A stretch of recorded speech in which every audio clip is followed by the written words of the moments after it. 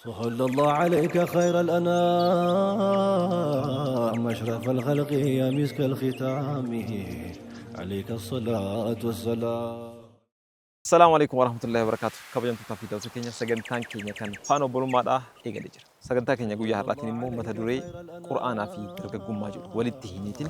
أكو قويا دربي وهي قرآن الرا بولس كين عبد الصمد نوفي ماتورن حرمو قرآن في درجة ما والبرك أبو سودان بولس كيننا عبد الله عبد الجبار. سجنتان ميداغا وجين تسجنت أبدي كمنا.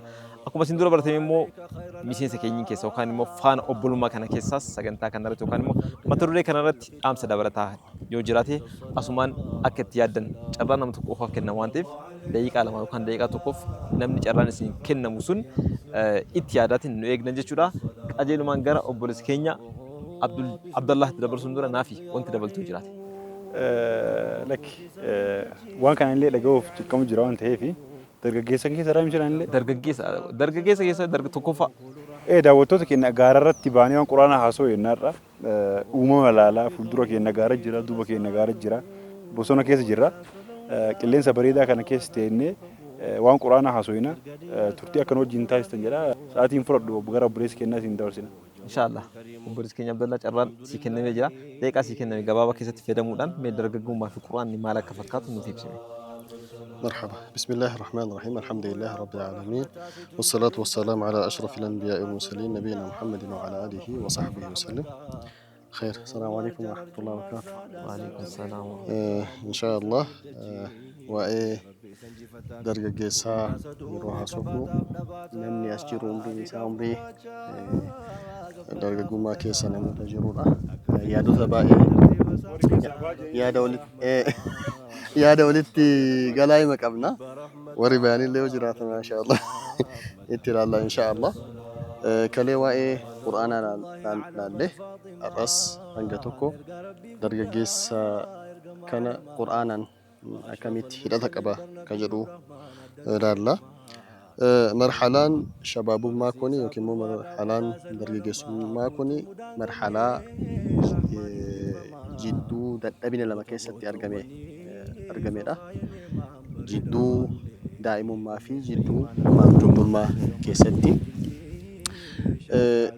جدون درجة مانيس مالي دائم مانيس كسمس ما جنب مان دبنان إبسمه قرآن كيستي دبني وان إبسمه دائم مان وان نجرو فتنا جرا بالشين يسموه نجرو من قدوما كيستي مو بالشين يسموه جرا قام نمو لا في جرا درجة كيسة كجرو مو بالشين لمان وكمو فتنا قاماتي في فتنا سموه جرا كنا في رب القرآن كيستي الله الذي خلقكم من ضعف ثم جعل من بعد ضعف قوة رب يسين أميجرا من ضعف حالة دبنا كيسة تاتني نيشد أميجرا إيجاسي دبنا كان كيسة جرا قوة اسم فيدي جرا هم نكابوت اسم فيدي إيه ربين قرآن كيستي دبتي يجورا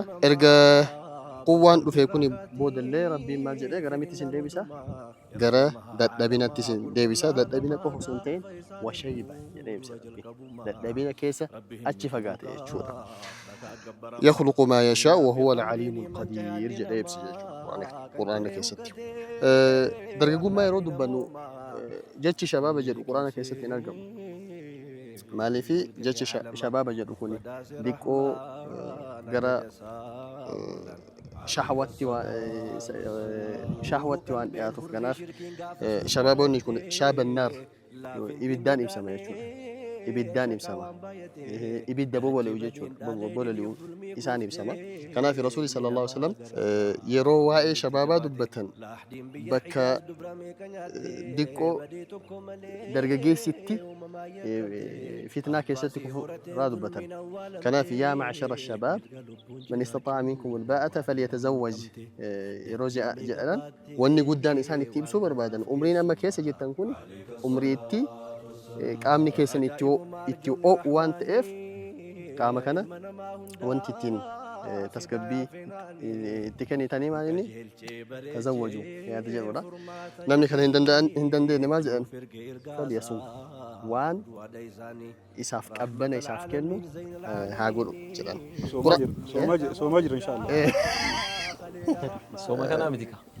أما صومني سوما بودلين سوم Sooma kana nuti soomuu jirra. صومني كنا أما صوم لما تينا مغاريتيف ربي صوم تقطي وهاي إن شاء الله مرحبا قرآن كيستي مال نبسمه فتيا جدا نبسم قرآن كيست فتيا جتون نبسمه جدا واني فتيا جدا مكون يعني قوة جتون أنا في ربين قرآن كيستي سينا باء رو إبسو كيستي وروتا أصحاب الكهف رو إبسو مال جدا إبسو إنهم فتية آمنوا بربهم إنهم فتية إسان درجة كقلبي نساني غير ربيت ديبته إيمان قوة ورقبا إيمان جبا ورقبا إيمان جباتي ورقبا إساني جدا يبسيشو إنهم فتية آمنوا فتية كتاني درجة ستاني كمالتان كربيت أمنا ججو وزدناهم هدى جدا يبسيشو ربي القرآن كيستي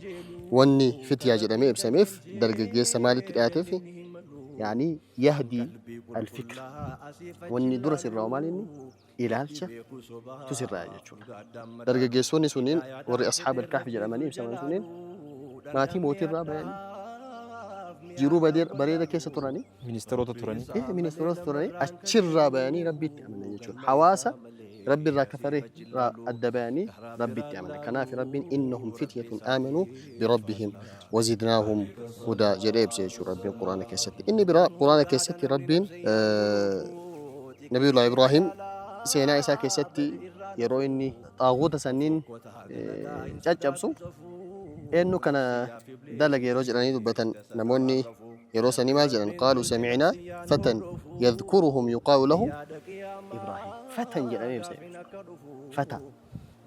فتى كوني أكمل في مالني يعني ججبنا قاما ججبنا إلى الشا جراتو جشونا كان في قرآن كيستي ربين درجة كان وني وجين هي ربته وهي إلى الجسفرس جرى توحيدتي أجيلما قبسيسة دبته يشورا كنافو درجة وني درا إني الرابريد في إني سرفتو إلى الجسفرس إلى إني سرفتو لي إلى ربيتي أمانو إلالشة كلا ربيت إنسان أجرتو ديمو كنا في ربين سينا إبراهيم كيسة مال جدي إني ذاهب إلى ربي إني ذاهب سيحدين إلى ربهم إلى ربي سيحدين إني ذاهب إلى ربي كلا ربك يا ديما سيحدين إني كراك أجر لما ناكل وانتي إني كراك نافلة تفقد إني قدام عمري وامرتيسو عمري غير ربي إسا ديم سورات كان راتك أجيرو وعندن دوف جيشو إني بلا درجة واي درجة سيرو حاسفو درجة يكون همنا باقي كبا همنا إلى لساني كبا همنا كاماني كبا همنا شاحوة ليني كبا كنافو وانتي إسا بربادو وان بائرة يعني شيطاني ني بربادا وطمان ني بربادا دين اللي ني بربادا حواسي قوتو ني بربادا bakka barbaadamu sanitti wanti isarraa eegamu karaa sirrii ta'een rabbiin wal qunnamuutu isa barbaachisa. Kanaafuu yeroo waa'ee dargaggeessaa haasamu inni guddaan ilaalcha sirreessu karaa rabbii irratti qajeeluudha. Quraana wal qabatee wanni guddaan hubatuu qabnu jedhee hankaasu maal inni namni umrii kana keessa jiru quraana قرأوا في الله أمري يسألبوا ميتين القرآن كان اللي يعني تدبر قوت شوف أمري يسألبوا ميتين أمري كان كيستي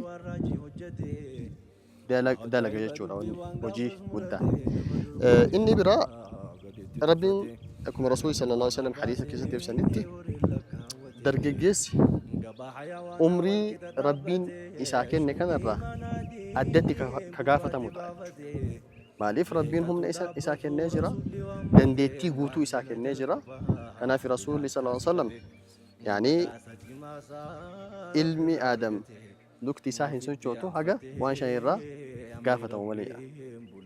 Shabaabaka qabla haramika.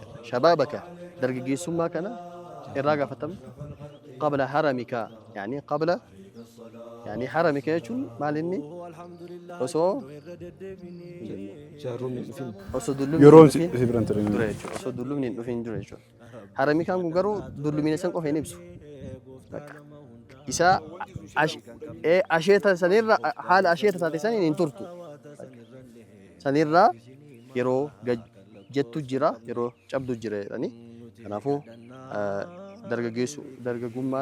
درجة جمان yeroo namni ilaalchisaa itti sirreeffatu karaa rabbiitti karaa deemu bakka itti sirreeffatu kanatti yaada dabalataa isiniif kennitaniif ana simarratti gabaabsa. Hedduu galatoomii obboleessa keenya Abdallah waa'een dargaggummaa qabxii inni kaase keessa qabxii natti tolti akka jirti. Dargaggummaan jidduu dadhabina lamaanitti kan argamtu. Kanuma ta'eeyyuu immoo waqtiin kun waqtii ho'insaati. Dargaggummaan kun waqtii ho'insaati. Kanaaf namoonni yeroo kanatti umrii kanarra gahan akka fuudhan rasuulli keenya alayhi salaam ka ajajan yoo dandeenye immoo akka sooman jechuudha. Sooma amma fardii amantoonni sooma kana son ta'e sooma sunnaa jechuudha. Guyyaa kamisaa guyyaa wiixataa Bilal ati simuu dandeetta. Waqtii ji'oota sunnaa guyyoota sunnaa akka soomuu fi waan tokko yaadadhe aruuzawii irratti manguddoon tokko ka'ee du'aa godha. Yaa Rabbi dargaggoota yaa Rabbi balleessidha du'aa godha. Mee kan akkamitti wadde? Dargaggoota balleessi jedha du'aa godha. Dargaggoonni irra hedduun isaanii ka galeefillee jira kan galleefillee jira. Sheekni kun maal ta'e dargaggoonni haa dhumatanii barbaade moo jedhan. Garuu hundi dargaggoo waan jedhu yaa Rabbi balleessi jedha. Hundi haa fuudhu jechuu isaati. Gaafa pozitiivli hubatu jechuudha. Yoo fuune immoo hin badan jechuudha waan ta'eef kanaaf nullee maal jennee Ustaaz Abdul Samad dargaggoonni haa badan. Egaa akkas ta'e egaa fuutii dargaggummaa keessaa nama baaftee warri fuudhinu keessaa ka'u qaba. Sagantaan kan dargaggooti waan ta'eef. Sagantaan kan dargaggooti miti. Kan obbolummaati kun sagantaan. Maashaallah obboleessi keenya Abdallaan yaada bareedaa tokko nu kaasee waa'ee Quraanaa irratti dargaggeessi jajjabni dargaggeessi irra caalaan rijaalun laa tulhiihim tijaaratun walaa bay'un an dhikrillah. Ayyaanni tuni hedduun ajaa'ibi maaliif feetanii waggaa 1440 fa'i dura namni amma wanni amma ittiin shaagalamu jiru keessattuu dargaggeessi bittaaf gurgurtaadha. Duniyaadha jechuudha. Bittaaf gurgurtaa wanni ittiin beekamtiin illee nigdiin illee beekamtiin illee bittaaf gurgurtaadha beeki. Jechuun beekamtii saniin biizinasumaami saniifuu wanni dargaggeessi ittiin shaagalamu jiru bittaa fi gurgurtaadha. Duniyaadha jechuudha. Namni sagantaa kana kennuuf keessatti ufaa beeku. Bilaalitti naa kenna. Waa'ee dargaggummaa irraa Bilaal mee maal akka nu jedhu laalla. Nama tokkotu ustaaza tokkotu baay'ee jedhe beektanii waan na ajaa'ibu jedhe namoonni tokko daawaa gubbatti maayikii qabatanii bahanii waa'ee fuudhaa fi heerumaa kana gorsanii jedhe garuu isaanuu dargaggoota barde. Kanaafuu Bilaal hamilee kamiinii adda akka waa'ee dargaggummaa kan nuuf ibsu mee laalla saniif carraa isaanii kenne. Bismillah salaatu salaamu ala rasuulillah sallallahu alaihi wasallam. Obboleessi keenya Abdallaan waa'ee dargaggummaa fi Quraan hojii wal qabsiisee haasa'ee jira. I think sanirratti waan baay'ee dabaluun qabu. Garuu mootuu baatiin keessa jirru baatii Ramadaanaati. Baatii cuftiin ilmi namaa wanni khayriin isaa laaftu keessaahuu dargaggoon keenya yeroon gara masjidaatti dhufan hedduun isaanii jechuudha. Carroomuudhallee I think Quraanaa fi dargaggeessa jedha. I think wanni inni kaasee Quraanni eessa jira dargaggeessi eessa jira waan jedhu immoo gaafii guddaadha kan nuuf kaasu jechuudha. Nuti dargaggoonni eessa jirra Quraanni immoo eessatti nu barbaada waan jedhu kan immoo I think Ramadaana keessatti dargaggeessi caalmaan keenya Quraanaan wal arguu Rabbiin carraa nama waffaqe I think Quraanaan wal arga jedhee yaada. Quraanaan wal arguun kun immoo akkamii Quraana irra deddeebiidhaan qara'uu qofa osoo hin ta'in Quraanni kun anaaf buufame Suuratul Kahfiin yoo inni amma asitti akka fakkeenyaatti kaasu waa'ee dargaggoota irraa isaa dargaggoonni sunniin fakkeenyummaa Quraana san keessatti kaafaman malee dargaggoon sun wanni barbaadamne muraadni isaa hookaa ana hookaa sii jechuudha. Dargaggeessi barbaadame achi biratti.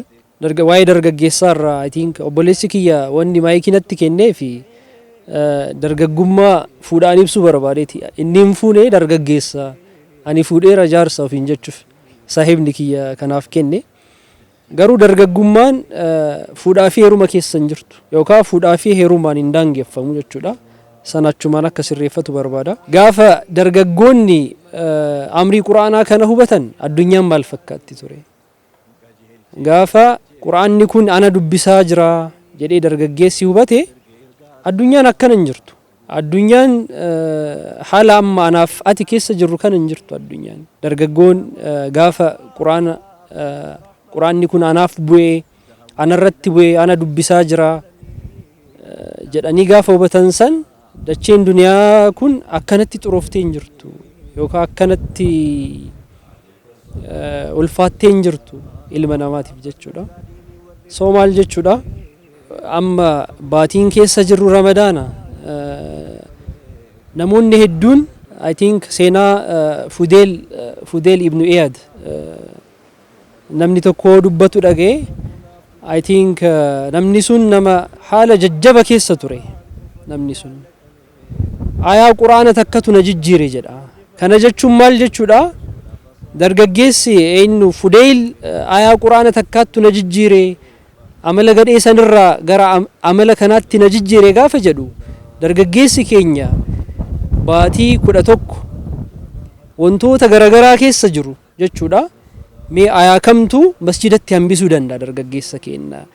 Ayaa kamtu laayifii kiyya guutuu irratti jijjiirama fiduu danda'a waan jedhu kana ergaa isa quraanaa ayaa kanatu na jijjiire yookaan bakki kun ana laallatti, bakki kun ana yaamti, bakki kun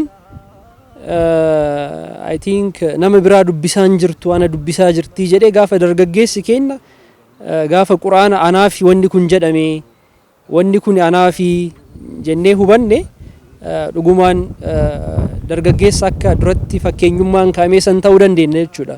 Yoo hin taane dargaggummaan kiyyaaf kan kee addunyaa kanarratti fe'aa taana malee bu'aan nuti finnu hin jiru jechuudha. Alamal Islaam addunyaan kun alamal Islaam qofaallee miti. Addunyaan kun cufti yeroo ammaatti nama tokkotu maal jedhe addunyaan kun akkamitti especially hawaasa muslimaa baane wanna quraana ga'u kana harkatti qabattanii akkamitti maanuwaalli jiruuf duniyaa kun yookaan maaliif addunyaa keessatti akkanatti jahanjoofnee jedhee kaasa. Wanni quraana ga'u nu keessatti kenname jechuudha. Soo maal jechuudha?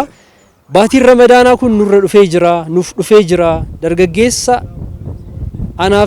anaafsi fakkaatu baatii 11 haala garagaraa keessa waan keessa dabarsinee rabbiif nutu beeka jechuudha.